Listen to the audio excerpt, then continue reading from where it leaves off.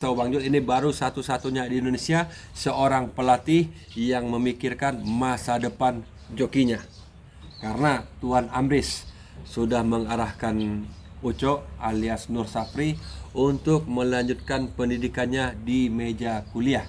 Nah, itu apa betul, Cok? Betul. Betul ya. Tayangan ini dipersembahkan oleh Hanania Stabil, Pekanbaru. Terima kasih untuk Ibu Ermayuni, pemilik kuda Al-Harid Hanania, Laksmana Rokan, dan Permata Rokan. Sekali lagi, terima kasih untuk Ibu Ermayuni. Selamat menyaksikan. Ya, Assalamualaikum warahmatullahi wabarakatuh. Kembali lagi bersama saya Bang Jul 69. Kali ini Bang Jul sudah bersama Tuan Amris, pelatih senior Sumatera Barat, yang sudah tidak diragukan lagi baik itu kawan maupun lawan. Dan di samping Tuan ada joki muda yaitu Nur Safri alias Uco nama lapangannya. Oke. Nah, di sini Bang Jul bakal membangkitkan kembali, menggali kembali kisah kehidupan seorang joki yang bernama Nur Safri sebelum bertemu dengan Tuan Amris. Nah, ini nanti kita ujungnya bakal bercerita sampai di kelas derby nanti, yaitu Nilam Bukati yang menjadi pembicaraan orang ataupun bintang lapangan. Kuda C naik di kelas derby. Ini kuda yang kecil melawan kuda-kuda besar di kelas derby Sawah Lunto 2022. Oke, Bang Jul mulai tanya ini ya. Namun sebelum Bang Jul tanya, jangan lupa like, comment, and subscribe channel YouTube Tapal Kuda 69, dan jangan lupa juga berikan like-nya agar video ini direkomendasikan oleh YouTube. Oke, Assalamualaikum Tuan. Waalaikumsalam, Bang Jul. Oke, dan Ari, Assalamualaikum. Waalaikumsalam. Oke, nah di sini Bang Jul mau bertanya dulu dengan Nur Safri alias Uco. Nah, bagusnya Bang Jul panggil Uco aja ya, karena Bang Jul sudah kebiasaan panggil Uco. Oke, nah ini Cok, kalau boleh Bang Jul tahu, ini Uco aslinya orang mana nih? Di Kampung halaman. Kamang. Kamang. Itu ibu. Ibu Kalau bapak? sama Kamang juga. Kamang juga ya. Oke. Kalau boleh tahu, Uco pertama sekali mengenal kuda itu sejak kapan itu? Dari kecil, Bang. Soalnya ayah dulu ada kuda. Ada kuda juga? Iya. Bapak punya kuda pacu? Enggak, kuda indukan. Kuda indukan? Iya. Jadi buat ojekan gitu ya? Iya. Jadi pernah ngojek juga dulu waktu kecil ya? Nah, Pernah. Nah, namun ini mohon maaf, kita singkat saja menceritakan tentang seorang sosok ayah Uco, karena ayahnya Uco sudah berpulang ke Ramatullah. Jadi semenjak kelas SMP Uco ya? 3 SMP. 3 SMP. Dan sekarang Uco hidup bersama ibu dan adik-adiknya. Uco paling besar ya? Nomor 2. Nomor 2. Oke. Nah, di sini Bang Jul mau bertanya. Ini Uco kan dulu lahir di keluarga yang memiliki kuda. Bapak kalau tidak salah bawa kuda bendi ya? Iya. Kuda bendi di Padang. Yes. Oke, jadi membawa kuda bendi ataupun delman ya.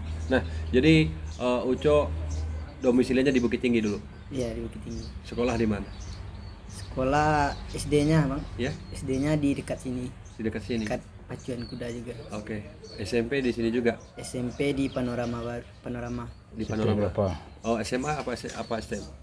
SMA SMA di mana? di SMA 4 SMA 4 di Panorama Baru. Panorama Baru juga. Oke. Nah, jadi tamat ya SMA-nya ya? Tamat. Tamat. Nah, pertama sekali bekerja di Emerald sebelum menjadi joki Tuan Amris itu di mana dulu pernah bekerja? Sebelumnya ngojek kuda aja. Oke. Iya. Nah, terus? Baru masuk di Emerald. Oke. Jadi itu ada sejarahnya ya. Oke. Nah, ini kita kembalikan sama Tuan Amris nih. Nah, Tuan, ini pertama sekali Uco ataupun Nur Safri ini bekerja di Emerald ataupun menjadi joki Tuan, ini sejarahnya gimana nih, Tuan? Ya, pertama saya melihat Uco ini naik ojek. Iya. Kemudian pernah naik kuda segalo. Oke. Kemudian dia patuh sama grum-grum Iya. yang ada. Jadi waktu saya melonser Bukit Tinggi Bref, Oke. grumnya Ade ya.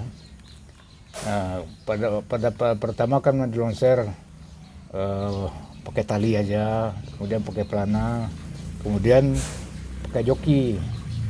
Jadi waktu loncat joki saya bilang sama Ade nanti cari joki yang bisa loncer. Oh bisa Pak, cocok. Nah, itu saya lihat loncer di pedok, udah loncer di lapangan. Saya lihat naiknya bagus. Tapi waktu itu ya sebatas loncer lah gitu. Kemudian waktu Bukit Tinggi Bref sudah bisa dipacu, mau perdana di Solunto. Tapi sebelumnya kan ada penyisian Solunto Derby. Nah, jokinya Hermansah. Hermansah ini bawa kuda siapa namanya? Black Dragon. Penyisihan. Jadi kuda perdana kan nggak dibawa waktu itu. Saya bilang sama Ade, nanti dilatih si Ucok aja yang latih dulu waktu penyisian ini. Sama Hermansah ikut penyisian. Kemudian dikirim videonya. Waktu itu bareng sama Malindo yang naik si Kevin. Saya lihat dua-duanya bagus. Nah, ya saya simpan lah bagusnya itu dulu. Kemudian saya sudah Solunto Derby, kemudian pacuan di sini, terus di Payakumbuh. Setelah Payakumbuh kan COVID. Nah, setelah COVID ini situasi di pacuan berubah gitu. Karena kuda tidak dipacu, ada groom yang tidak suka melihara kuda nganggur, berhenti. Nah, kemudian ada yang berhenti, saya masukkan Ucok sama Rian. Dia dua-duanya anak yatim. Rian ini sekolah sore, Ucok sekolah pagi. Paginya Ucok, Rian yang merawat, sore Ucok. Gaji groomnya 1.500.000 itu dibagi dua. Oh gantian ya? Gantian. Oke. Kemudian waktu itu kuda masih latihan. Banteng Agam 3 dan Bunian Sky. Bunian Sky dilatih sama Hermansah, yang Banteng Agam 3 dilatih sama Ucok. Jadi dari situ dapat 500. Waktu itu Kamangkurum istirahat karena cedera habis pacuan di Bukit Tinggi di bulan Desember. Kaki depannya bersenggolan, robek. Jadi Kamangkurum nggak dilatih. Kemudian udah sampai setahun, COVID ini masih merajalela kan. Akhirnya kuda-kuda betina diputuskan untuk dikawinkan. Itu Putih Koto, Banteng Agam 3, Bunian Sky dikawinkan. Nah, waktu itu dikurangi groom. Akhirnya tinggal groom Ucok sama Rian. Ucok merawat Kamangkurum, Rian merawat kuda, induk kuda.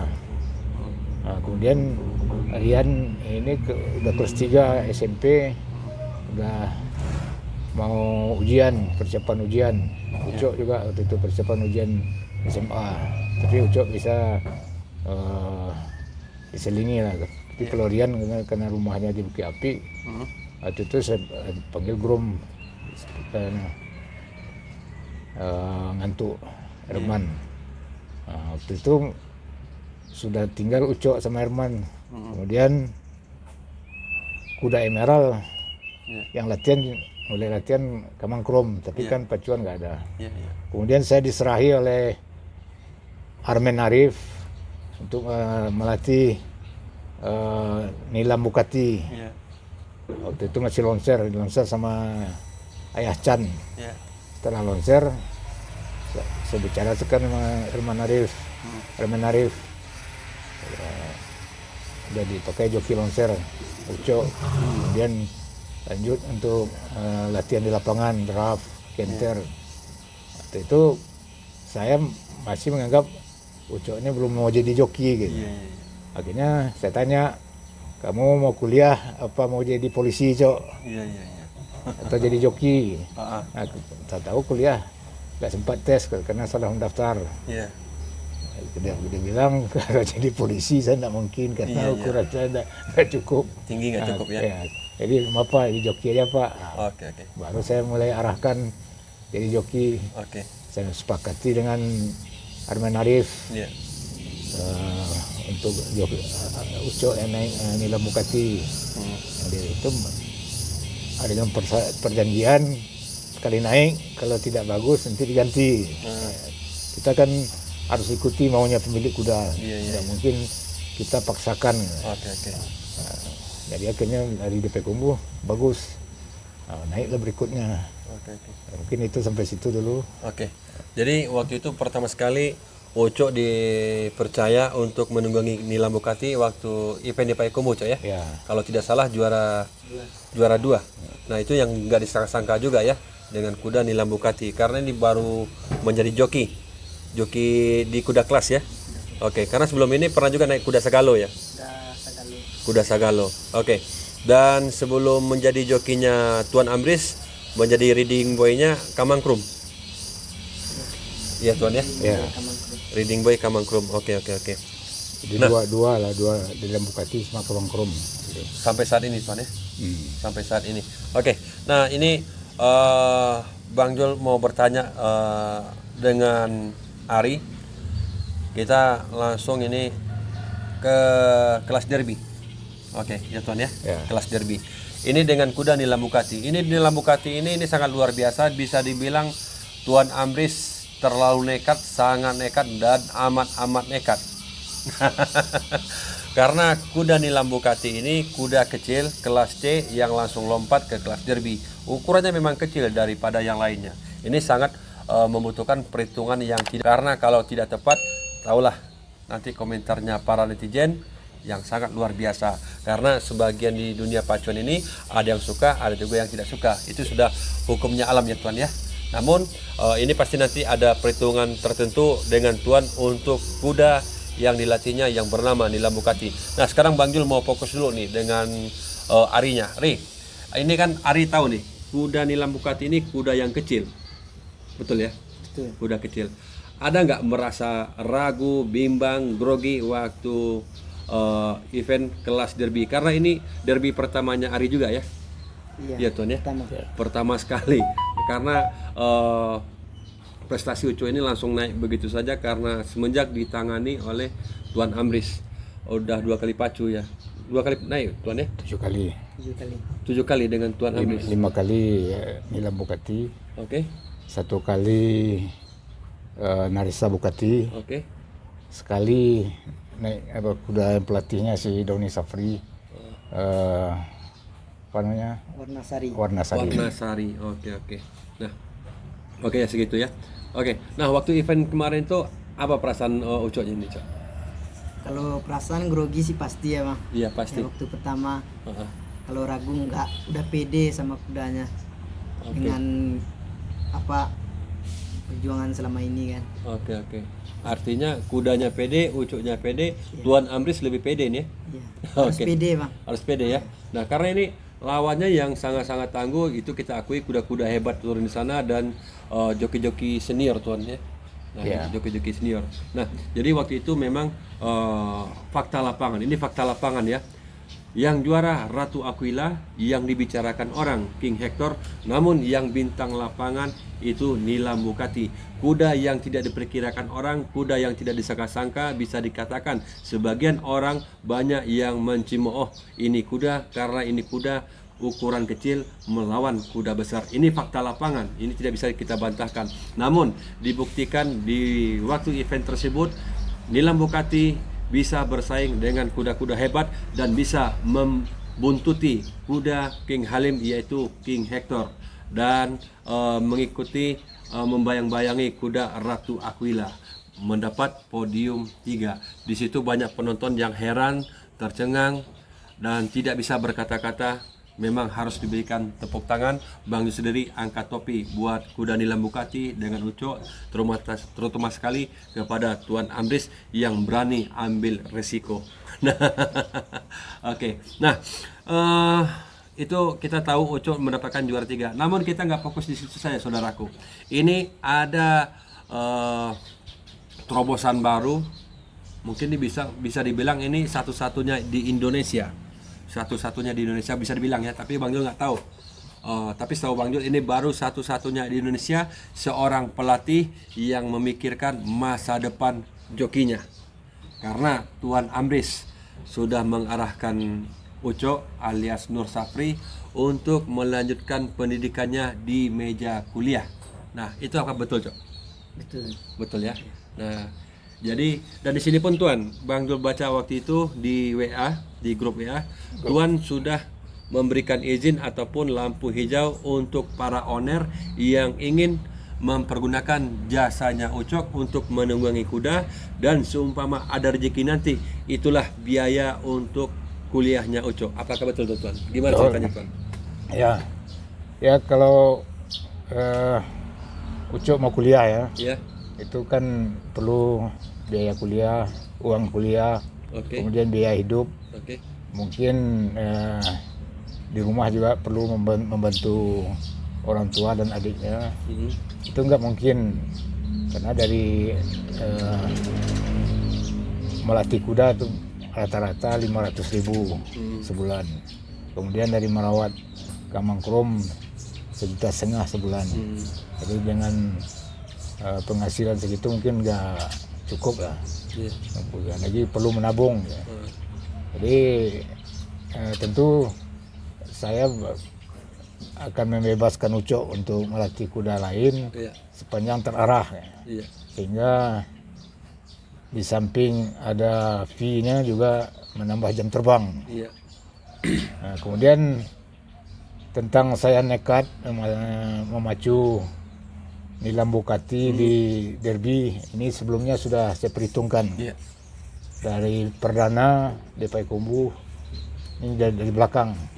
Akhirnya dapat nomor 2. Kemudian saya ikuti format kudanya. Jadi waktu melatih di sini sudah saya latih untuk jarak jauh. Kemudian lari di padang panjang jarak 1.200. Saya bilang sama Ucok, instruksi ini belakang dulu, start di belakang aja. Nanti sudah setengah putaran baru mulai ambil satu-satu kalau bisa gitu. Waktu di padang panjang itu mulai dari lurusan, instruksi mulai di lurusan itu mulai. Jadi Ucok mulai di situ, mau masuk di kiri kelihatan terhalang. Saya lihat di YouTube, kemudian masuk di dalam, akhirnya lolos sampai ke finish. Terus waktu pacuan di Payakumbuh kan awal season itu jarak kuda diturunkan untuk kelas 3 tahun. Waktu itu untuk kuda calon remaja 3 tahun CD jaraknya 1.000, sedangkan jarak untuk 3 tahun AB 1.200. Jadi saya pikir lari di 1.200 mungkin nggak keburu. Di 1.000 nggak keburu, karena ada kuda sprint, Asakaf. Jadi saya sepakati dengan pemilik untuk lari di 1.200, lari di 3 tahun AB. Alhamdulillah hasilnya juga dapat nomor 2 dari di belakang Silver Kandi. Kemudian saya sepakat dengan pemilik untuk lari di Salunto Derby. Di waktu di saya istirahatkan di Putu Sangkar, yang lari Naresa Bukati, ada satu pemilik. Terus waktu Salunto Derby saya latih untuk napas. Karena kalau ngikuti speed udah pasti kita kalah langkah dan kuda-kuda besar. Jadi saya bilang sama Ucok, kita latihan napas. Kita napasnya tahan, kita dapat curi-curi jalan dari di pinggir pagar. Jadi di sini kan pacuan ada pagar. Mulai latihan pinggir pagar. Jadi waktu penyisian belum saya tekankan gitu. Jadi waktu final saya tekankan semua Ucok, kamu harus lari di pinggir pagar. Begitu tikungan pertama itu sudah masuk rombongan. Memang udah dilakukan. Akhirnya lepas tikungan sudah posisi 6-5. Kemudian di lurusan mulai habis tanjakan, mulai ditekan, stressing, akhirnya di Bengkolan bisa mendapatkan posisi 3. Cuma waktu udah di lulusan, di situ Ucok grogi, dia ngaku sendiri. Harusnya dia lari di dalam, udah lari di dalam mungkin foto finish dengan 3 kuda. Tapi karena udah mau masuk di dalam, kemudian keluar lagi, akhirnya di situ kan mungkin rugi lah, setengah detik gitu lah, dari kanan ke kiri. Tapi akhirnya ya disitulah rezeki. Dan mungkin Ucok harus tidak langsung menang, mungkin harus bertahap dulu. Bertahap dulu. Takdir Tuhan. Jadi Karena dijadikan dari pembelajaran. faktor kemenangan itu ada faktor 9. Faktor 9 itu rezeki itu Tuhan yang menentukan. Betul sekali. Oke. Nah, jadi ini sangat luar biasa perjuangan Ari alias Ucok. Dan ini Tuan Amris sangat memperhatikan masa depan jokinya. Nah, ini Bang Jul mau tanya nih sama Ucok. Ucok, Bang Jul mau bertanya nih. Semenjak Ucok mengenal kuda dan sudah memiliki prestasi seperti ini, diperhitungkan lawan. Kira-kira orang-orang yang menurut Ucok berjasa di dalam kehidupan Ucok itu siapa aja, Ucok? Yang paling berjasa pasti Pak Amris lah, Bang. Pak Amris. Ya. Nah, kenapa sih bisa dibilang begitu? Karena ngasih kesempatan yang belajar, buat belajar, ngasih kesempatan buat naik. Jadi selama ini Ucok nggak pernah coba kuda yang lain? Ada coba kuda, tapi kan buat ngelatih aja. Tapi yang mengarahkan tidak ada? Tidak ada. Ini gimana ya? Mudah-mudahan ini bukan Tuan Amris saja yang bisa melakukan seperti ini. Mudah-mudahan pelatih, owner bisa juga mengarahkan para jokinya, tidak saja untuk membawa kuda, tapi juga untuk masa depan kehidupannya nanti. Mudah-mudahan Ucok kuliah nanti bisa menyandang gelar. Kalau Tuan kan insinyur ya. Nah, kalau bisa mudah-mudahan kalau Ucok mampu menjadi profesor, doktor, insinyur, Nur Safri SH MA, panjang lagi. Iya. Namun pesan Tuan Amris untuk Ucok nanti gimana nih, Tuan? Ya, Ucok harus tidak sombong gitu. Jadi belajar menerima realita. Di gelanggang tidak sombong, walaupun nanti sudah jadi joki favorit gitu kan. Kan di gelanggang ini banyak pengaruh membuat kita sombong. Kita tidak mau sombong, tapi ada pengaruh luar yang membuat kita sombong. Kemudian saya mendidik Ucok. Tadi dia bilang dia orang Kamang, ini bapaknya orang Kamang, ibunya orang Tilatang, sekampung sama saya. Kan Tilatang Kamang, jadi dia keseleo tadi. Jadi saya dari dulu kan ingin melatih joki gitu. Beri kesempatan sama joki seperti Kamang Krom.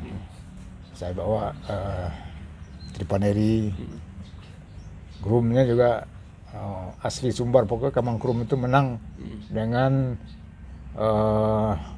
orang Sumbar semua gitu. Yang memasukkan ke gate pun saya datangkan dari sini, Safri itu. Jadi kita bukan menyaingi orang lain, tapi memberi percaya diri kepada pemilik kuda Sumbar bahwa kita bisa. Nah, tapi dengan catatan yang bersangkutan itu harus amanah, baik joki, groom, lagi kita. Kemudian saya sebetulnya yang melatih joki itu joki gitu, secara teknis joki. Kalau saya kan nggak pernah jadi joki. Jadi saya cuma dulu saya diplomas, pernah jadi groom, tapi kuda bapak saya, kuda om saya gitu kan. Kan bergaul sama joki, akhirnya kenal sama pelatih senior, Pak Edwin Basuki, dengan joki senior Kun Singal. Jadi waktu saya bawa dulu King Malindo ke Pelomas, itu yang saya bawa Tripaneri juga. Itu saya serahkan sama Kun Singal untuk melatih tripaneri, bagaimana cara membawa kuda yang benar. Kemudian saya belajar juga jadi pelatih dari Pak Edwin Basuki. Saya siapkan kuda di sini, saya bawa diplomas untuk Katasa, kuda saya sendiri. Jokinya juga tripaneri, menang remaja. Tapi di sana pelatihnya bukan saya, Pak Edwin Basuki, karena di Pelomas itu kalau jadi pelatih harus punya sarana, punya kandang. Jadi karena saya tidak punya kandang sana, saya pelatihnya Pak Edwin Basuki gitu.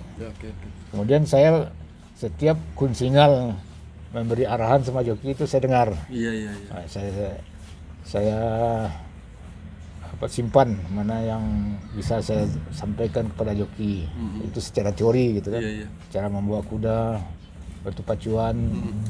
Kemudian kalau terhadap kuda saya memang sudah pengalaman dari kecil.